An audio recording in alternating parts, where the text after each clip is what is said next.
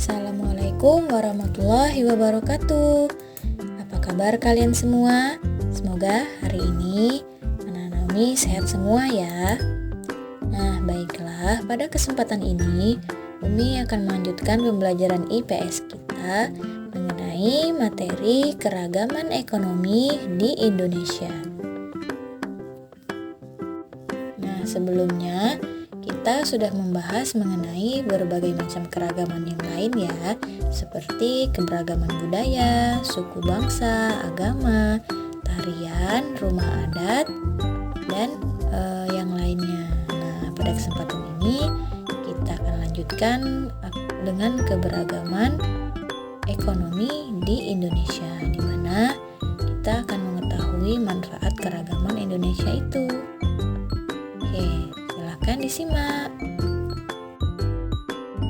Tujuan pembelajaran kita hari ini yaitu anak-anak Umi mampu menjelaskan keragaman ekonomi di Indonesia. Selanjutnya, anak-anak Umi juga mampu menjelaskan manfaat keragaman di Indonesia. Nah, materi yang akan kita pelajari hari ini yaitu membahas mengenai pengertian kegiatan ekonomi, jenis-jenis kegiatan ekonomi, dan bidang-bidang kegiatan ekonomi.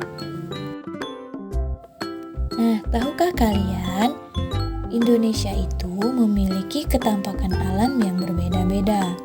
Ada dataran rendah, dataran tinggi, pegunungan, dan pantai. Nah, ketampakan alam yang beragam menyebabkan lapangan pekerjaan beragam pula, sesuai dengan kondisi alam atau keadaan suatu daerah. Nah, di sini kita akan membahas kegiatan ekonomi yang ada di Indonesia agar kebutuhan manusia bisa terpenuhi dengan adanya kegiatan ekonomi ini. Dengan itu, manusia harus bekerja. Nah, manusia bekerja sesuai dengan kondisi wilayah dan tempat tinggalnya. Begitu pula dengan pendidikannya juga harus disesuaikan dengan bakat dan keterampilannya. Oke, next. Nah, yang pertama kita akan membahas mengenai pengertian dari kegiatan ekonomi. Nah, anak-anak Umi perlu tahu, kegiatan ekonomi ini juga sering orang menyebutnya dengan aktivitas ekonomi. Jadi nanti ketika anak Umi ditanya kegiatan ekonomi, itu sama dengan aktivitas ekonomi ya. Oke, kegiatan ekonomi adalah segala sesuatu yang dilakukan oleh manusia untuk memenuhi kebutuhannya. Nah, berarti kegiatan ekonomi ini hampir sama dengan pekerjaan.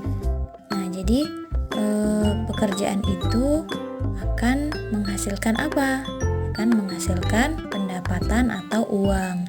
Nah, pendapatan itulah yang digunakan untuk kita melakukan kegiatan ekonomi. Paham ya anak-anak Umi? Nah, selanjutnya yaitu jenis-jenis kegiatan ekonomi atau aktivitas ekonomi. Nah, jenis-jenis kegiatan ekonomi itu dibagi menjadi 3. Yang pertama, ada kegiatan produksi, yang kedua ada kegiatan distribusi, dan yang ketiga adalah kegiatan konsumsi. Nah, kita bahas satu persatu ya. Nah, yang pertama yaitu kegiatan produksi. Apa itu kegiatan produksi? Yaitu kegiatan yang menghasilkan barang. Di sini kata kuncinya adalah kalau kegiatan produksi itu menghasilkan barang. Nah, selanjutnya orang yang melakukan kegiatan produksi itu disebut dengan produsen. Oke, paham ya? Jadi orang yang melakukan kegiatan produksinya disebut produsen. Selanjutnya kegiatan distribusi. Nah, kegiatan distribusi ini adalah kegiatan menyalurkan barang dari produsen ke konsumen. Jadi kata kuncinya dari kegiatan distribusi ini yaitu menyalurkan barang. Selanjutnya, orang yang melakukan kegiatan distribusi ini disebut siapa? Distributor. Di orangnya disebut distributor. Nama kegiatannya distribusi. Oke, next. Selanjutnya jenis yang ketiga yaitu kegiatan konsumsi. Nah, inilah yang sering kita gunakan, sering kita pakai, sering kita lakukan. Itu kegiatan konsumsi. Artinya kegiatan memakai barang. Jadi kata kuncinya adalah kegiatan konsumsi itu memakai barang. Lalu orang yang melakukan kegiatan konsumsi disebut siapa? Disebut konsumen. Jadi kalau ditanya kegiatannya apa? Konsumsi. Dan orang yang melakukan atau pelakunya disebut dengan konsumen. Paham ya Naomi sampai di sini? Bidang-bidang kegiatan ekonomi itu ada berbagai macam. Yang pertama kita bahas yaitu bidang pertanian. Nah, kita sama-sama tahu Indonesia ini disebut negara agraris. Karena apa? Karena banyak penduduknya, banyak masyarakatnya itu bertani atau bekerja di bidang pertanian. Nah, jadi hasil usaha pertanian itu adalah usaha yang dihasilkan, maksudnya usaha yang menghasilkan bahan pangan. Seperti apa? Seperti padi, jagung, kacang, buah-buahan, sayur-sayuran, dan lain-lain. Nah, di sini dalam bidang pertanian ini dibagi menjadi dua. Ada lahan basah dan ada lahan kering. Nah, ciri-cirinya apa? Kalau lahan basah itu ciri-cirinya berarti lahannya membutuhkan banyak air. Nah, beda halnya dengan lahan kering. Nah, lahan kering kita dapat mencirikannya dengan lahan yang tidak memerlukan banyak air. Oke, jadi contohnya misalnya, nah contoh dari lahan pertanian yang basah yaitu sawah irigasi maupun sawah biasa. Jadi itu yang termasuk contoh dari pertanian lahan basah karena dia membutuhkan banyak air. Selanjutnya contoh dari pertanian lahan kering itu apa? Kita bisa lihat dari cirinya tadi itu tidak membutuhkan terlalu banyak air. Maka contohnya seperti perkebunan. Sudah jelas ya sampai di sini Anak Naomi? Oke, next. Selanjutnya yaitu bidang peternakan. Nah, di sini dibagi menjadi beberapa